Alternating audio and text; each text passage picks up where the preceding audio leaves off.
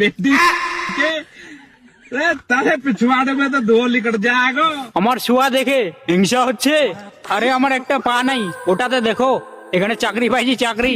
এই চাকরিটার জন্য আমার একটা পা আমাকে হারাতে হয়েছে।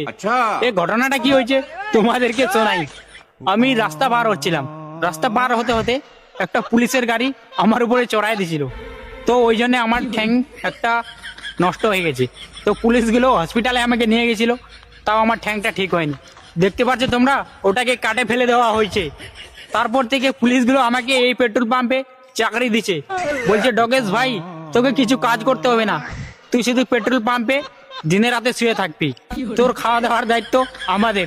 ভাই পুলিশগুলো খুব ভালো লোক, আমাকে দিনে 3 বেলা খাওয়ার আনে দেয়, মাছ মাংস বিরিয়ানি।